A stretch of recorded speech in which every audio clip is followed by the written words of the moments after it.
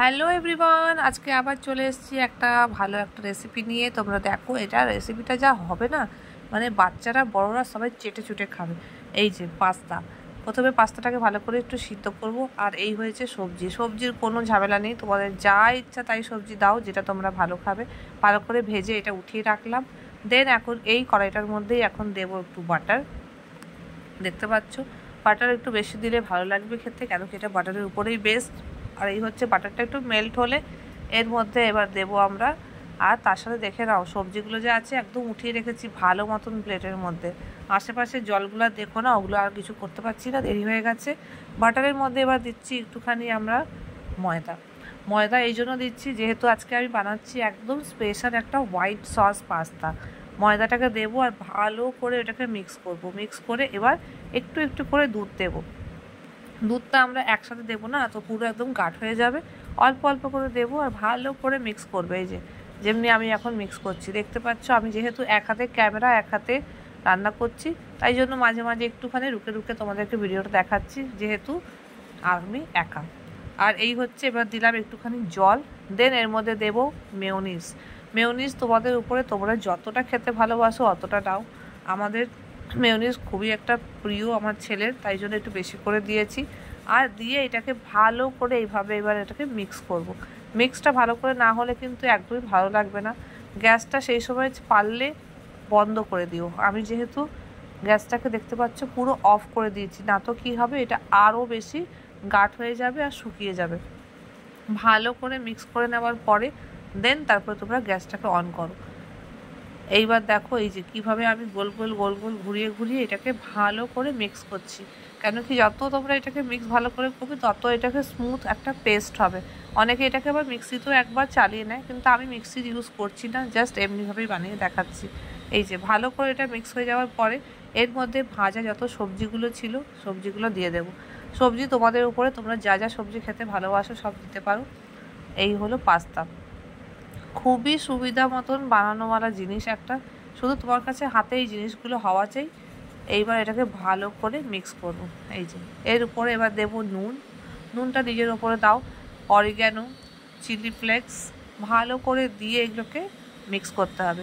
এই যে এবার যেমনি দেখছো মিক্স করছি।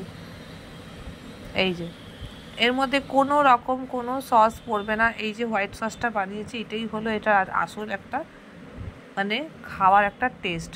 এইবার দেখো, সব থেকে মেন জিনিস হচ্ছে এইবার বাটিটার মধ্যে নামিয়ে নিলাম। দেন এর মধ্যে একটা বড় করে বাটার, একটা চিজের স্লাইস এই জন্য দিলাম যেহেতু আমার কাছে নর্মাল কিউব ছিল না, স্লাইস ছিল। তোমাদের কাছে কিউব থাকলে এটাকে ভালো করে ওপরে কাদ্দুকস করে দেবে। আমি যেহেতু স্লাইস আছে স্লাইস দিলাম, দিয়ে এর মধ্যে অরিগ্যানো, চিলি ফ্লেক্স দিয়ে মাইক্রোওভেনে দিয়ে দিলাম 2 মিনিটের জন্য। খুব বেশি দেবে না, একদম 2 মিনিটের জন্য দেবে। আর এটাকে ছেড়ে দাও। এই যে 2 মিনিট হয়ে গেল, এবার এটাকে বের করবো। এইবার দেখো খাবারের মজা আর টেস্ট কাকে বলে, একদম বেরিয়ে গেছে স্পেশাল একটা white sauce pasta with cheese. বাটারটা দেখেছো কি সুন্দর মেল্ট করেছে। এইটা একবার বানিয়ে তোমরা টেস্ট করে দেখো, দেন জানিও কেমন লাগছে। এত টেস্টি একটা ডিশ, মানে কিচ্ছু বলার নেই। এক তো হোয়াইট সস, তার সাথে চিজ, তার সাথে বাটার। এই যে এবার বার করছি চামচ দিয়ে, প্লেটে দেবো, ছেলেকে দেবো, নিজে খাবো। আমি তোমাদেরকে খেয়ে রিভিউ দিচ্ছি।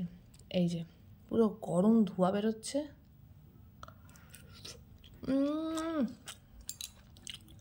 চিজটা যে পরে দিলাম না, ওটা হচ্ছে 4 চাঁদ। তোমাদের যদি আরও বেশি মনে হয় মেয়োনিজ দেবে আরও দিতে পারো, চিলি ফ্লেক্স, অরিগ্যানো আরও দিতে পারো। আর এটার মধ্যে করলে কী হয় কি, যখন যখন খাবে তখন তখন এটাকে গরম করো আর খাও। চিজটা কেন কি শক্ত হয়ে যায়, যখন যখন ইচ্ছে হবে গরম করো আর খাও। আমার পাস্তাতে হোয়াইট সস পাস্তাটাই ভালো লাগে।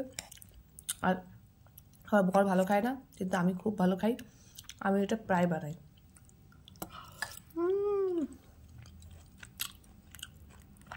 একদম সফট, পুরো একদম চিজি। দেখতে পাচ্ছ, বাইরের থেকে কিনে খাওয়ার থেকে বাড়িতে বানাও আর খাও, এর থেকে টেস্টি আর কোথাও পাবে না। আমি অনেক জায়গায় খেয়েছি, 600, 700, 800 টাকা দিয়েও পাস্তা খেয়েছি, এই পাস্তার আগে কিচ্ছু নেই। ভালো লাগলে একটা কমেন্ট নিশ্চয়ই করো, কারা কারা ভালো খাও সেটাও জানিও। পুরো বাটি ভর্তি খাবো এখন আমি আর ছেলে।